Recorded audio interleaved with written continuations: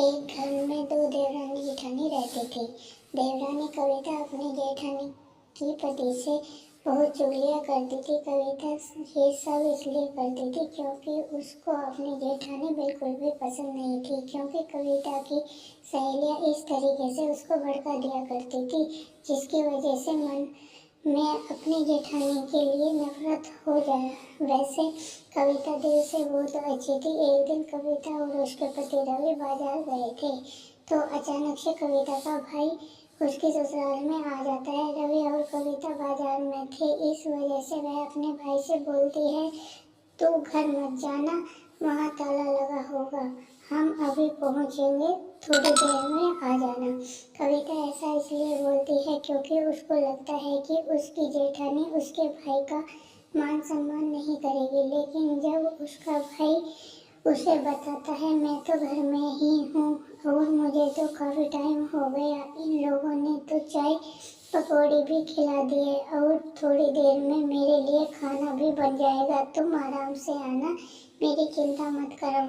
यह सब सुनकर देवरानी सोचने लगी कि भाभी को मैं कितना गलत समझ रही थी। आज मेरे मायके से मेरा भाई आया तो उन्होंने बिना सोचे समझे उसके इतना मान सम्मान दिया। यह सब सोचकर कविता का मन थोड़ा सा भराया और उसकी सोच बदल जाती है, लेकिन अभी भी वह अपनी जेठानी से बात नहीं करती क्योंकि उसकी सहेली उसको भड़काने में लगी रहती है। इसी वजह से वह अपनी जेठानी को अच्छा नहीं मानती। एक दिन जब बड़े भाई और भाभी घर में अपनी शादी की सालगिरह मना रहे थे, तो रवि का मन नहीं मानता और वह नीचे अपने भाई की सालगिरह में के लिए चला जाता है। लेकिन इतने में उसकी पत्नी कविता चिल्लाते हुए आती है और बोलती है कि तुम मेरे बिना पूछे कैसे नीचे हुए आती है और बोलती है कि तुम मेरे बिना पूछे कैसे नीचे चले गए,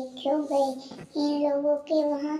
यह सुनकर रवि को गुस्सा आया और वह अपने पति पर हाथ उठाने वाला ही था कि तभी उसकी जेठानी बीच में आ गई और रवि से बोलती है, खबरदार, अगर तुमने इस पर हाथ उठाया तो। भाभी बोलती है, अगर कविता को पसंद नहीं तो तुम्हें उसकी बात माननी चाहिए, क्योंकि वह तुम्हारे लिए इस घर में आई है और वह तुम्हारी पत्नी है, पत्नी का साथ देना चाहिए। कुछ देर बाद सबके सामने रवि अपनी पत्नी से बोलता है, तुमको पता भी है कितनी कर्ज में डूबा हुआ था और इन्होंने बिना बताए मेरी मदद करी, और अब जब तेरा भाई आया तो तुझे लगा था कि तेरे भाई को खून देगा, तब भी भाभी ने कितनी अच्छी तेरे भाई का मान सम्मान किया। ये सब बातें सुनकर कविता को अपनी गलती का एहसास होता है और वह अपनी